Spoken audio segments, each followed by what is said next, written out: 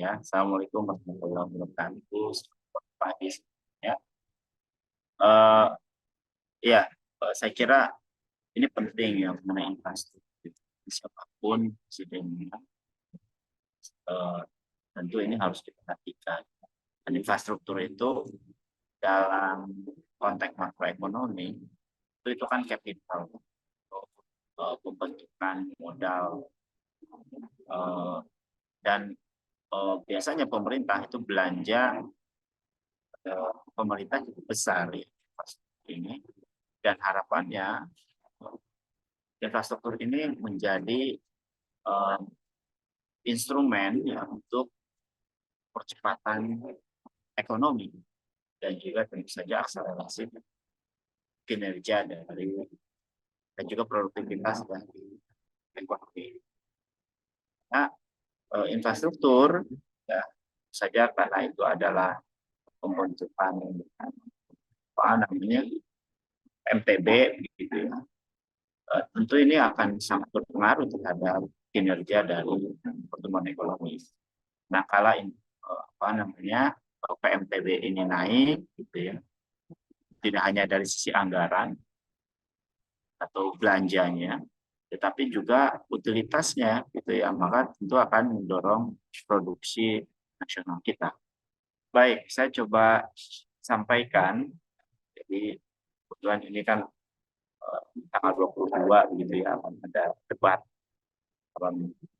presiden dan wakil presiden, utamanya berkaitan dengan ekonomi. Seyogianya harus diperhatikan masalah infrastruktur. Apalagi infrastruktur ini kan menjelma menjadi sebuah pembangunan yang tentu bisa tangible gitu. Tapi mayoriti ya, infrastruktur ini kan pasti tangible, yang notabene sangat menghabiskan biaya dan pihak pemerintah. Next, outline-nya ingin saya sampaikan adalah isu dan permasalahan. Bisa dibantu next paparan, next slide. Isu permasalahan pembangunan saat ini, kemudian bagaimana arah pembangunan infrastruktur pemerintah dalam APBN. Tentu saja kita juga melihat, mereview kira-kira infrastruktur yang dibangun oleh pemerintah ini seperti apa, gitu ya. Bagaimana potensi sumber daya ekonomi kita, gitu ya. Apalagi kan geografi dari negara kita itu kepulauan yang berhubung dengan air atau dengan maritim yang tentu punya tantangan tersendiri, sehingga infrastruktur ya ini juga sangat mempengaruhi jenis, bentuk, kemudian juga infrastruktur yang harus dikembangkan itu adalah yang menopang terhadap konektivitas antar pulau, kemudian konektivitas di itu sendiri, perlu di situ ada pelabuhan, termasuk juga di udaranya, ya selain di darat. Kemudian ketimpangan generasi dan kemiskinan, kita ingin lihat sistemnya infrastruktur atau pembangunan sarana prasarana selama ini kira-kira mendongkrak kinerja ekonomi ya. Namanya kualitas ekonomi kita dilihat dari angka kemiskinan, karena salah satu indikator kesejahteraan itu sebuah negara bagaimana kue ekonomi itu merata. Kalau masih ada kemiskinan, ketika kue ekonomi itu masih belum merata, artinya masih ada masalah di dalam pembangunan, plus juga pemerataan kesejahteraan masyarakat. Kemudian juga bagaimana kebijakan untuk mengatasi disparitas pembangunan yang apa namanya, yang justru ini juga efek dari infrastruktur yang dibangun, tentu tidak sesuai dengan kebutuhan, tidak sesuai dengan peruntukan, bahkan utilitasnya banyak salah. Dan nanti kira-kira rekomendasinya apa? Next, saya berharap calon wakil presiden maupun calon presiden menjadikan isu infrastruktur menjadi infrastruktur yang penting. Nah, next. Jadi kalau kita lihat kondisi ekonomi makro dari sisi produksi maupun konsumsi, di sisi pengeluaran, konsumsi domestik diharapkan menjadi pendorong pertumbuhan seiring dengan pelaksanaan pemilu. Jadi kalau kita lihat di pertumbuhan ekonomi Indonesia ini kan diharapkan di 2024 ini bisa tercapai kisaran di angka 2 isi dan kontribusi paling besar diharapkan ya industri pengolahan itu naik di atas dari target pertumbuhan ekonomi. Pertanian lagi-lagi masih kecil di bawah target pertumbuhan ekonomi, ya, perdagangan juga relatif mau coba didorong kan yang luar biasa kita lihat IT gitu ya, komunikasi informasi, include di situ ada apa namanya transportasi dan pergudangan ini tinggi sekali. Jadi di apa namanya transportasi pergudangan itu di atas pertumbuhan apa namanya ekonomi dan juga sektor industri dan konstruksi. Bayangkan konstruksi ini representasi dari infrastruktur. Jadi kita bisa lihat apakah laju atau pertumbuhan konstruksi ini mendorong pertumbuhan ekonomi. Harapannya iya, tapi rasanya pemerintah mendorong sektor konstruksi ya ini mesti diiringi oleh membangun industri manufaktur, industri pengolahan yang berbasis pengolahan sumber daya alam baik pertanian dalam mata luas maupun tambangan dan lain. Dari sisi pengeluaran kalau kita lihat konsumsi rumah tangga ya, belanja pemerintah juga terus naik, investasi include di dalamnya ada konsumsi ya, kemudian ekspor barang dan juga jasa. Jadi ini adalah kondisi makro dari sisi konsumsi yang seharusnya pemerintah aware dengan apa namanya sektor mana yang harus didorong memberi kontribusi terhadap pembentukan nilai tambah. Next. Nah, laju pertumbuhan ekonomi kalau dilihat dari 2011 lebih dari 10 tahun gitu ya. Jadi pertumbuhan ekonomi kita itu di 2022 tampaknya memang tampak besar. Tapi tentu angka ini masih jauh lebih rendah kalau kita rata-ratakan dari 2015 ke 2022 itu kisaran di angka 2,8%. Tapi kalau angka 2015 artinya kondisi makro pertumbuhan ekonomi sebelum COVID dan setelah COVID ini memang masih belum kembali ke equilibrium sebelum COVID. Meskipun ada mengatakan equilibrium baru, tapi ini saya kira menjadi concern pemerintah agar setidaknya pertumbuhan ekonomi itu jauh lebih besar kan bisa mengimbangi lagi kondisi sebelum COVID. Itu pun sebelum COVID ya didrive oleh kebijakan fiskal pun moneter pun masih akhirnya di angka 5,1%. Artinya ada kebijakan fiskal maupun moneter yang lebih baik. Next. Nah, kalau kita lihat lagi distribusi lagi pertumbuhan PDRB ya, di 2022 nampaknya provinsi ada 2 provinsi yang loncat begitu ya PDRB-nya tumbuh yaitu di Maluku Utara dan Sulawesi. Kita sama-sama tahu 2 provinsi ini jadi fenomenal di 2-3 tahun terakhir ini karena sebagai produsen dari nikel notabene itu kapitalisasi modal investasi ya tentu akan berpengaruh terhadap ini. Kemudian berikutnya next. Nah, kalau kita lihat distribusi pertumbuhan ekonomi dan distribusi PDB, jadi setiap provinsi ya, itu berbeda-beda, bahkan kontribusi terhadap pertumbuhan ekonomi saat ini tetap ada di Jawa. Jadi, triwulan 1 ke triwulan 2 katakanlah kalau kita lihat Kalimantan terjadi kenaikan, dan Sumatera terjadi kenaikan. Dari 21,82% menjadi 21,9%. ya tumbuh. Jawa juga demikian. Di Jawa dari 57,17 menjadi 57,27. Memang tumbuh wilayah, ya hanya saja lagi-lagi kelompok provinsi di Pulau Jawa punya kontribusi paling besar ya dalam pembentukan PDB nasional kita. Next. Nah, ketimpangan daerah, ya, kalau kita lihat, katakanlah memang terjadi ketimpangan kalau kita lihat ketimpangan dengan indeks Williamson misalnya, dan Indonesia melihat kondisi seperti ini, apa namanya, sangat timpang. Next. Nah, provinsi ini juga sama. Ada beberapa provinsi yang makmur, ada yang miskin. Next. Kemudian next saja.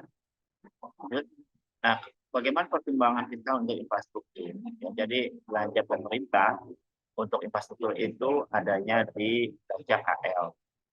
JKL dan ini next saja di 2024. Dan kita lihat postur APBN-nya, ternyata untuk belanja pemerintah pusat naik ya 6,5%, angkanya dari 2.298 triliun menjadi 2.007 triliun. Include di dalamnya adalah infrastruktur. Jadi pembiayaan investasi yang notabene juga sangat besar, ini menggambarkan bahwa belanja pemerintah terhadap infrastruktur masih tinggi. Next. Pun demikian, lanjut. Infrastruktur bangun adalah besar, dan konektivitas, infrastruktur dan ini menunjukkan apa? Bahwa infrastruktur ini semakin naik pembiayaan. Kita lihat dari sisi dampak infrastruktur ini, dampaknya jangka panjang, tidak bisa dinikmati jangka pendek, yang kemudian itu ada masalah di utility dari infrastruktur. Banyak contoh seperti yang dibangun oleh pemerintah, ya, misalnya di Majalengka, utilisasinya juga rendah, tol Trans Jawa juga masih hanya musiman saja, saat Nataru maupun Lebaran tingginya. Bahkan tol juga masih belum mendorong efisiensi harga barang jasa karena tiketnya juga mahal. Jadi ini juga menjadi persoalan. Ya, padahal infrastruktur itu khususnya misalnya logistik atau transportasi yang merupakan komponen dari logistik itu harusnya lebih efisien. Dan ini belum hadir ya, dibangun untuk efisiensi dan juga harga menjadi murah. Next. Nah, next saja. Ini ada potensi sumber daya ekonomi kita, tambang dan galian, ya seluruh Indonesia ada, ya bahkan punya potensi yang luar biasa. Next. Mulai tambang, galian, pertanian juga begitu. Next. Tentu ini semua sumber daya harus dikelola dengan baik dan manusianya juga, ya SDM manusia Indonesia itu memang mayoritas di bawah IPM. Tapi setidaknya kita harus mengoptimalkan IPM atau sumber kualitas sumber daya manusia di daerah selama ini, dan memang harus didongkrak gitu ya kualitas kapasitas melalui pendidikan. Next. Next saja. Next. Nah, ini IPM-nya. Mau ada berpotensi naik ada turun. Next. Lanjut. Nah, ketersediaan pendidikan yang di Indonesia juga ini menjadi persoalan sebanyak, tetapi punya dampak yang masih belum seperti yang diharapkan. Dan infrastruktur pendidikan menjadi penting untuk mendorong kualitas dan kapasitas dari sumber daya manusia Indonesia.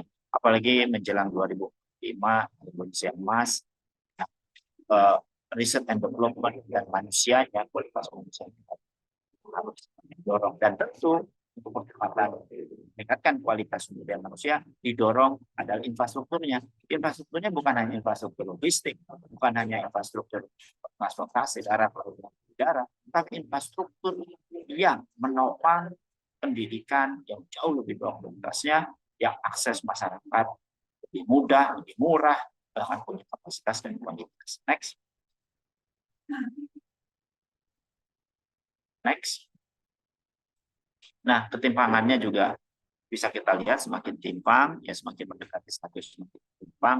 Artinya selama ini infrastruktur yang dibangun, bahkan rezim Jokowi ini di periode pertama, ya rezim infrastruktur yang masih belum memberikan dampak yang yang signifikan ya terhadap pertumbuhan ekonomi. Apalagi infrastrukturnya, utilisasinya masih belum sesuai dengan harapan. Kan banyak PR lagi ya karena memang perencanaan, kemudian eksekusi, juga supporting regulasi pusat dan daerah itu juga masih tumpang tindih dan belum siap. Contoh misalnya KCIC, contoh tol Trans Jawa, contoh lagi sekarang mau didorong IKN, itu juga akan menjadi permasalahan baru bagi pembangunan Indonesia ke depan. Mestinya pemerintah itu fokus ya, infrastruktur yang mau dibangun itu infrastruktur yang mana gitu ya, dan yang punya dampak terhadap ekonomi langsung direct maupun indirect gitu ya, dan bisa short term, dampaknya bisa long term. Karena infrastruktur yang dibangun kalau hanya infrastruktur yang notabene konstruksi saja, ya itu pasti long term. Nah, ada lack of business. Next. Nah, ini kemiskinan di Jawa dan tidak ada perubahan. Infrastruktur yang dibangun juga masih belum menumpang, termasuk juga infrastruktur sektor pertanian yang harusnya itu ditopang, termasuk infrastruktur industri manufaktur. Padahal industri manufaktur harus linkage dengan hulunya, dengan sumber daya manusia, sumber daya yang tersedia, baik pengembangan maupun pertanian. Next saja, dan ini contoh misalnya ya, area tambang kemiskinannya juga tinggi. IKN tidak akan mampu memberikan pemerataan pembangunan ya, daerah. Jadi terbukti baik jangka pendek maupun jangka panjang. Apalagi saat ini yang fiskal kita juga berat untuk membiayai, dan saat ini juga masih belum perlu gitu ya, dan bukan kebutuhan kita yang untuk itu merupakan yang di sentral. Next. Oke, kebijakan fiskal untuk membangun infrastruktur. Next. Nah, ini saya kira bisa kita lihat secara pertumbuhan ekonomi ya, di setiap lokasi, setiap wilayah regional itu berbeda-beda, dan tentu ini akan sangat dipengaruhi oleh infrastruktur, sistem ekonomi ya, atau oleh struktur ekonomi dari setiap daerah, dan ini menjadi tantangan. Oleh karena itu konektivitas menjadi penting, infrastruktur yang mendorong dan mempercepat konektivitas, juga interaksi dari setiap sektor ini menjadi penting. Next. Nah, ini saya kira alokasi fiskal antar daerah di Jepang jadi perkembangan ya, bahkan infrastruktur juga kita bisa lihat masih pilah begitu ya, meskipun ada kawasan khusus, tapi nampaknya investasi ini masuk ya, hebat kalau misalnya sampai 15% gitu ya realisasi investasi di tech. Nampaknya agak berat nih, kondisi infrastruktur juga masih belum mumpuni, belum mendorong, bahkan belum mendukung terhadap kawasan ekonomi khusus, khususnya ya misalnya di beberapa kawasan-kawasan yang notabene itu baru. Next. Nah, ini ya bisa kita lihat ya, tentu investasi infrastruktur tentukan evaluasi kinerjanya. Next. Lanjut. Nah, sumber pertumbuhan ekonomi sosial memang kita banyak di Sumatera ya, berbasis pada sektor-sektor tertentu. Kalimantan juga punya sektor tertentu ya. Kalimantan adalah tambang batu bara, Jawa perdagangan, jasa, steel. Nah, saya coba merekomendasikan bahwa kebijakan pembangunan infrastruktur yang mempercepat konektivitas dan percepatan pembangunan interregional dan nasional. Konektivitas mengkoneksikan antar pulau, antar sektor, dan intrapulau. Ini itu menjadi penting. Kebijakan industrialisasi lebih utama dibandingkan kebijakan infrastruktur. Harusnya kebijakan infrastruktur ini menopang kebijakan industrialisasi. Kemudian alokasi fiskal untuk infrastruktur ya sebagai stimulus pembangunan mesti dialokasikan terhadap sektor-sektor yang bisa meningkatkan daya saing industri kita dan daya saing sumber daya manusianya. Ya, terutama di sektor pendidikan, artinya perlu ada perbaikan sarana prasarana, fasilitas ya, untuk peningkatan sektor pendidikan. Perlu kebijakan maupun mengoptimalkan sumber daya infrastruktur yang sudah ada, yang sudah dibangun, perlu dievaluasi. Kemudian apa yang harus dilakukan, bagaimana utilitasnya yang bisa mendorong, meningkatkan ya, kinerja dari ekonomi. Ya, karena saya kira banyak PSN yang sudah dibangun oleh APBN, banyak infrastruktur yang dibangun, tapi utilitas masih belum sama. Infrastruktur diperlukan, infrastruktur meningkatkan daya saing industri, ini bermasalah, kita terjadi deindustrialisasi, justru infrastruktur itu harus ya meningkatkan dan juga memposisikan reindustrialisasi. Nah, kalau kita ingin jadi negara maju Indonesia emas, maka kuncinya adalah industrialisasi. Kemudian membangun dan mengembangkan industri pengolahan berbasis alam dan yang berkembang yang dioptimalkan seluas-luasnya dari teknologi, sumber daya manusia, yang notabene itu dari Indonesia. Walaupun ada transfer knowledge, ini penting, tapi tetap harus untuk pemerataan, kesejahteraan, dan juga apa namanya pembangunan ekonomi, ekonomi yang jauh.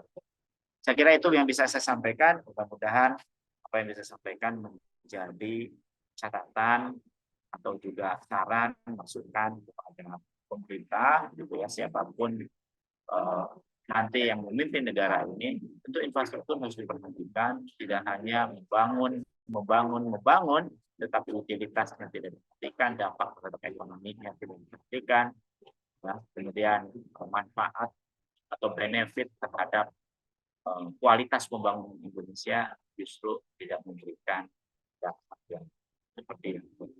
Saya kira itu dari saya, mudah-mudahan bisa memberikan manfaat. Terima kasih. Wassalamualaikum